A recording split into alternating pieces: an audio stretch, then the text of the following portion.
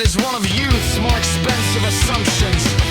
They imagine falsehood will come in wearing villainy plain on its face, that distortion will carry a snarl, that corruption will announce itself with crude theatrics, that danger will feel dangerous from the start.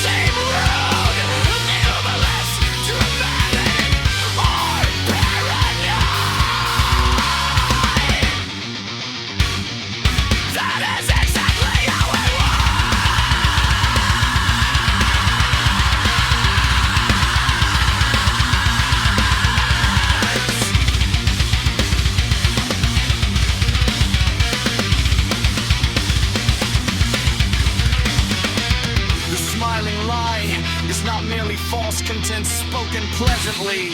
It is deeper than that. It is an arrangement in which demeanor is used to misdirect attention away from structure. The ordinary hearer, especially one trained to trust surface courtesy, takes the smile as evidence about the truth of the thing. But a smile is not a truth condition. It is an angle of the face. It may accompany truth, yes. It may accompany just as easily accompany manipulation, concealment, contempt, social positioning, or the casual administration of harm.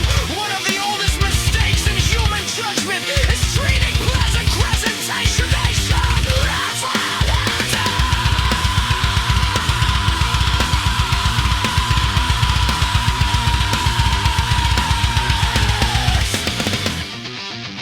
granted is no better.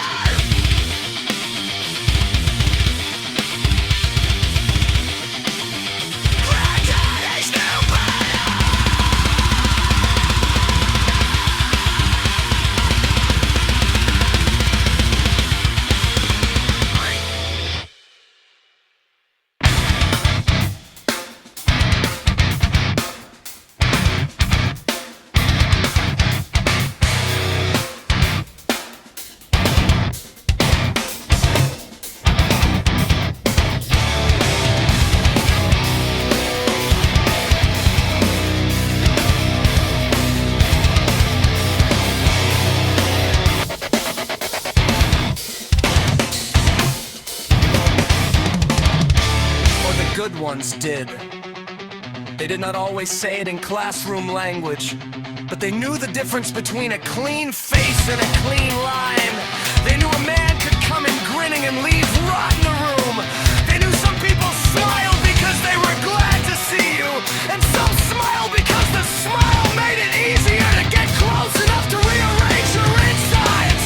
They knew not to confuse sweetness of manner with straightness of being.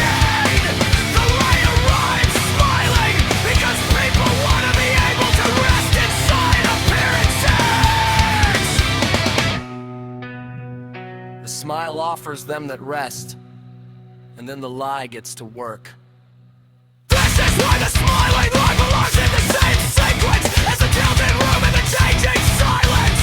Often the road tells first, because the lions enter wearing human words. Often silence changes shape, because the field has already recognized what the social mind is still trying to deny. The body hears the wrongness, even while the face before it is pleasant, measured and outwardly harmless. That split is difficult for many people to hold it fixed. But he was so nice. Yes. Nice is not the measure. Smiling is not the measure. Nice is not the measure. The measure is alignment. Does the face match the feel? Does the tone match the timing? Does the offered want match the structural consequence of what is being introduced? That is the better question. One can see this everywhere. The salesman smile that treats your hesitation as a gate to be professionally bypassed. The institutional smile that announces a damaging decision with polished concern. The family smile that cometh and names slowly quite advanced by way of just being honest. The seduction smile that pretends to admiration while running a calculation. The public smile that reassures while slowly moving the floorboards under the room. The false friend smile that keeps the interaction pleasant enough to the measurement offense. Enemies need open malice to function. In fact, open malice would ruin the method. The smiling line depends on friction reduction. It works by making resistance. Little social action on appropriate. That is why it is so dangerous. A snow grants permission. A snow often steals it.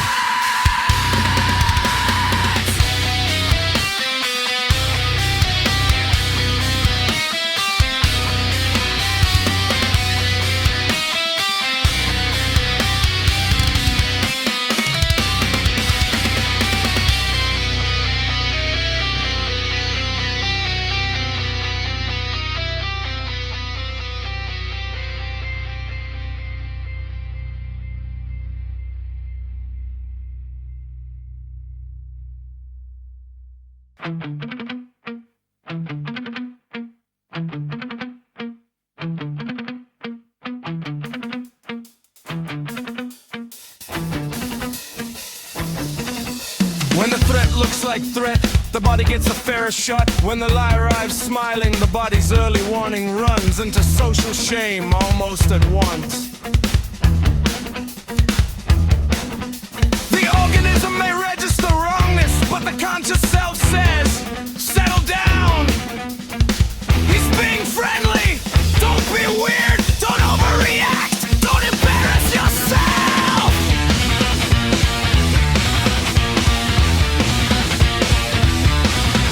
That internal correction is one of the smiling line's best accomplices.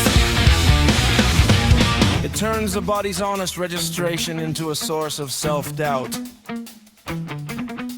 The field says no, the face says yes. The self, trained to be civilized, sides with the face and betrays the field. And then later comes the sentence people say after the damage. I knew something was off, but yeah, the butt is where the line did its work.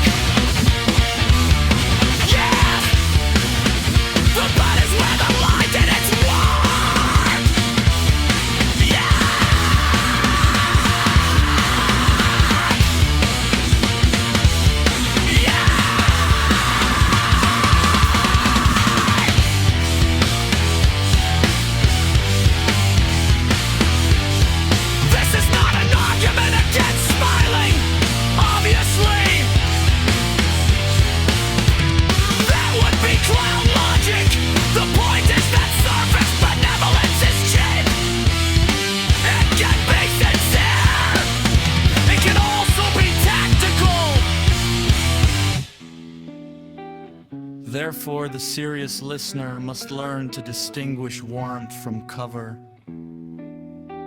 A smile is not meaningless, but it is radically underdetermined. It does not tell you by itself whether the structure beneath it is sound. One must read the whole arrangement, timing, pressure, angle, consequence, silence, spacing, rhythm. What changes in the room when the person enters? What thins when they speak? What gets dimmer in others around them? What jokes suddenly need too much maintenance? What truth stops flowing freely? What the body begins doing when the smile appears? Yes! The butt is where the line did its work. Yes! The butt is where the line did its work. Yes!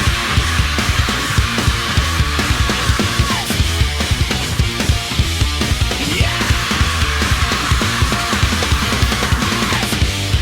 A smiling lie often has one further feature that wants to be accepted before it is examined.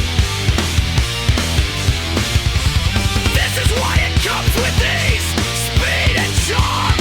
Its ideal outcome is not that you conclude it is true after rigorous attention. Its ideal outcome is that you relax into it before rigorous attention ever fully arrives. It seeks prejudgment by way of mood. It builds a little weather system in which scrutiny feels graceless. That is an old trick. The person who insists on examination then risks looking cold or difficult in comparison to the smiling speaker. The lie uses the room's desire for social smoothness as ballast.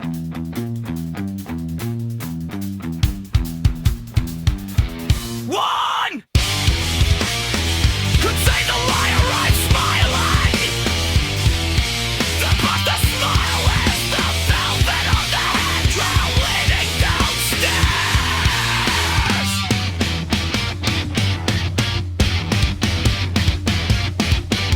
Yeah!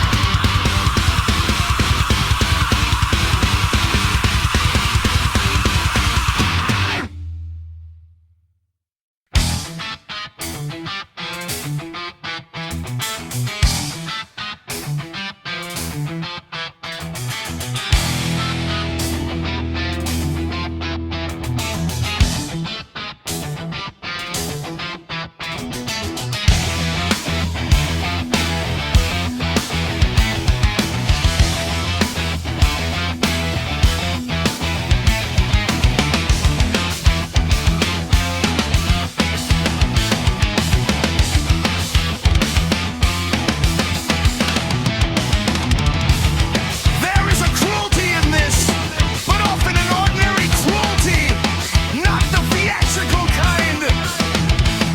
Many lies are not born from cartoon wickedness. Some are born from convenience, vanity, insecurity, appetite, cowardice, or the desire to keep options open while appearing kind. This makes them more dangerous, in a way not less. People pardon them too quickly because they do not carry the full costume of evil. A consequence to a structure, whether the distortion was traumatic enough for cinema. A false line harms by structure. A smiling false line can do enormous work, while the moral imagination is still waiting for fangs. Granddaddy type intelligence distrusted this kind of thing on sight, or rather, not always on sight, because sight can be foolish.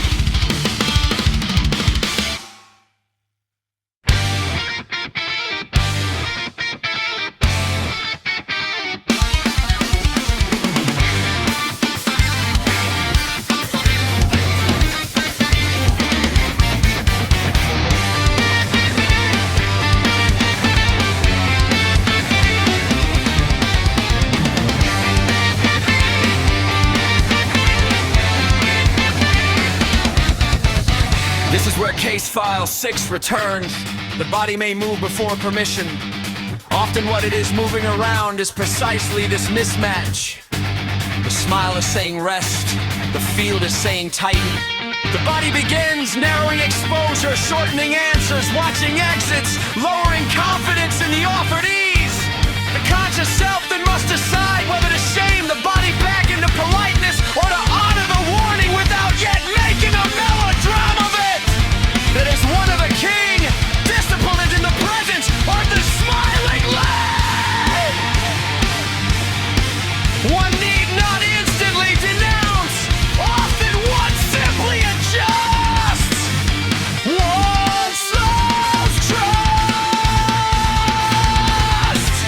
One withholds premature agreements. One observes consequence rather than mood. One lets time expose alignment or the lack of it. Because time is hard on eyes. Even smiling ones. A lie can smile through the doorway, but it must eventually live somewhere.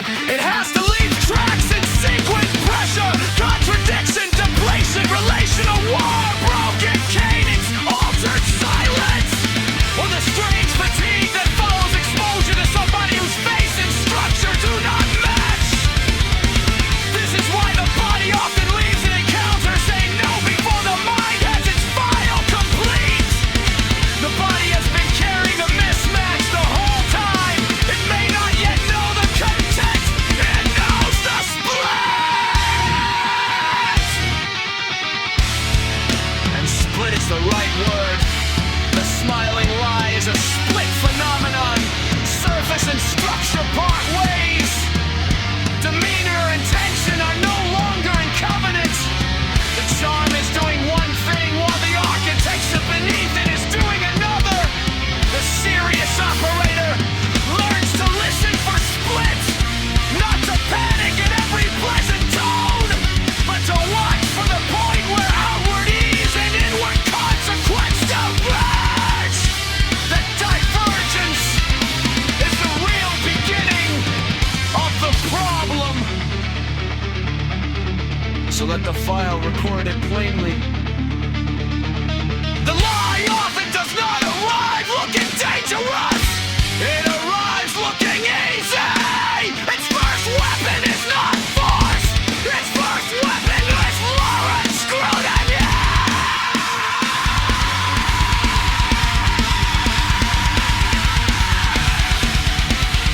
That should stay. It should stay. That should stay.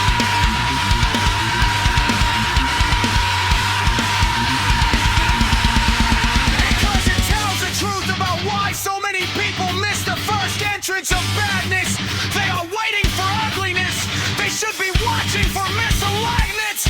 They are waiting for a face that matches the grind. But the world is not obliged to package its distortions that honestly. Very often the false thing borrows the manners of the good in order to get into the room. It comes smiling because smiling is a skeleton key. And perhaps the final point is the simplest. One must not become cynical. Cynicism is lazy and often wrong. But one must become hard and fodder by surface coherence. A smile is a greeting, not a verdict. Pleasantness is a condition of entry, not proof of rightness. The body, the room, the silence, the sequence, the consequence. These must all be allowed to watch that one. The old man who said, in whatever local phrasing, watch that one. What's not always being mean. Sometimes you simply live long enough to know that the worst bends in a line often come smiling.